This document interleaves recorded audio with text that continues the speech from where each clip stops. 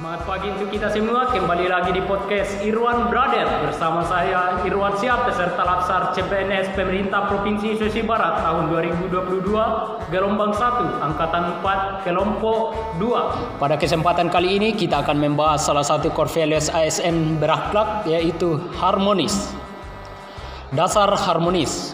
Keberagaman bangsa Indonesia selain memberikan manfaat juga menjadi sebuah tantangan bahkan ancaman, karena dengan kebinekaan tersebut mudah menimbulkan perbedaan pendapat dan lepas kendali.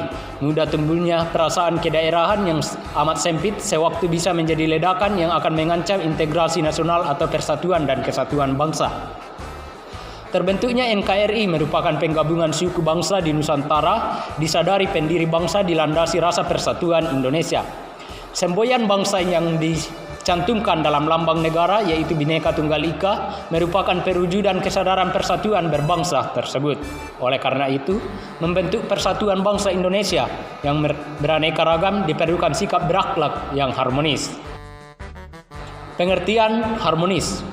Dari laman Wikipedia, harmoni dalam bahasa Yunani, yaitu harmonia, berarti terikat secara serasi atau sesuai.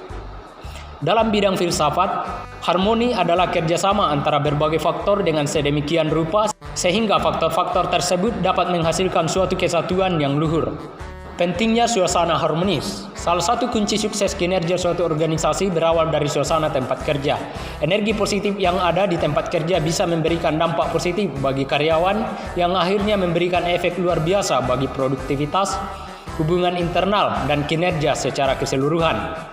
Suasana kerja yang positif dan kondusif juga berdampak bagi berbagai bentuk organisasi.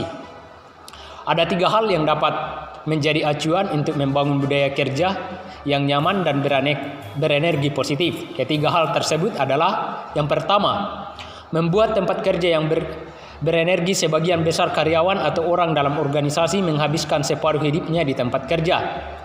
Untuk itu, tempat kerja harus dibuat sedemikian rupa agar karyawan tetap senang dan nyaman saat bekerja. Yang kedua, memberikan keleluasaan untuk belajar dan memberikan kontribusi.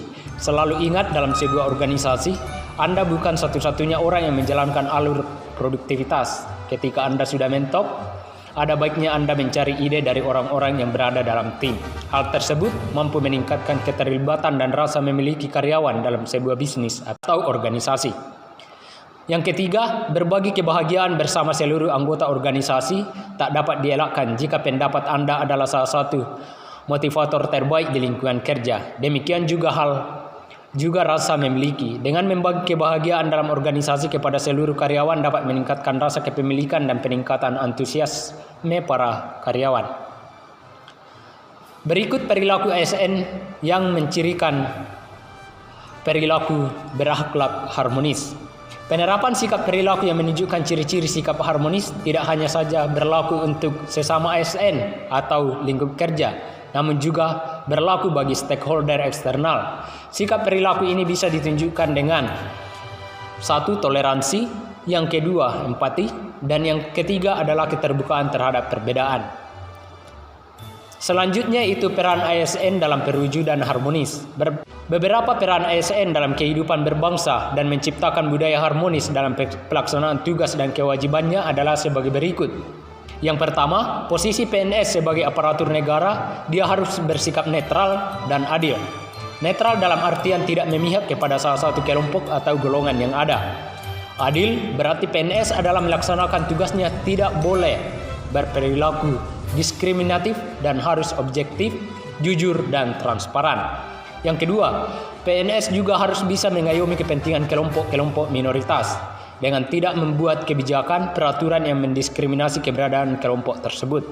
Yang ketiga, PNS juga harus memiliki sikap toleran atas perbedaan untuk menunjang sikap netral dan adil karena tidak berpihak dalam memberikan pelayanan. Yang keempat, dalam melaksanakan tugas dan kewajiban, PNS juga harus memiliki suka menolong baik kepada pengguna layanan, juga membantu kolega PNS lainnya yang membutuhkan pertolongan.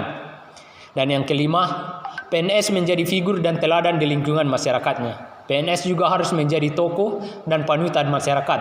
Dia senantiasa menjadi bagian dari problem solver atau pemberi solusi, bukan bagian dari sumber masalah. Dan yang terakhir adalah budaya harmonis. Dalam dunia nyata, upaya mewujudkan suasana harmonis tidak mudah. Realita lingkungan selalu mengalami perubahan sehingga situasi dan kondisi juga mengikutinya.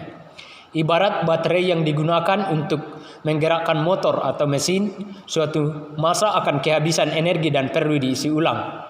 Oleh karena itu, upaya menciptakan suasana kondusif yang harmonis bukan usaha yang dilakukan sekali dan jadi untuk selamanya.